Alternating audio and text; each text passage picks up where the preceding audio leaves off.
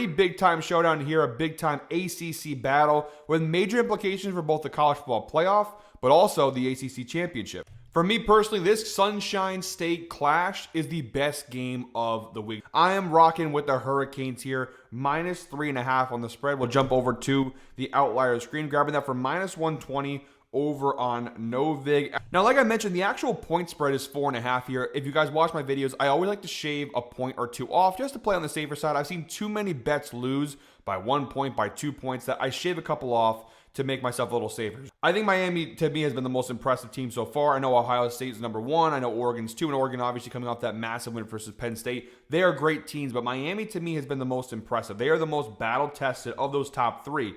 Now, they haven't necessarily played like Oregon played Penn State, which at the time was a top 5 team.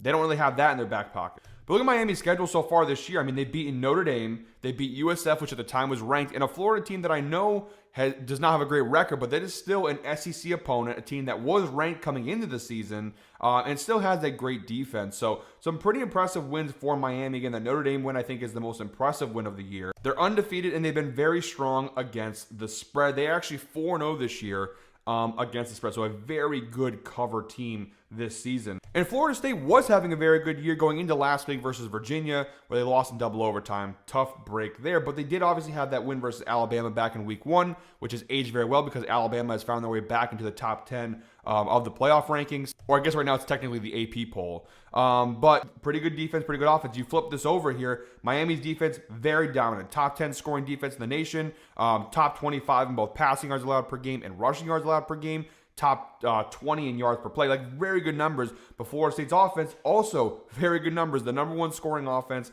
in college football. A lot of great metrics for them there as well. So this is a pretty tight matchup here, I'm going to be honest. And so the point spread makes sense to me why it's as low as it is, despite the fact that Miami has looked very dominant this season.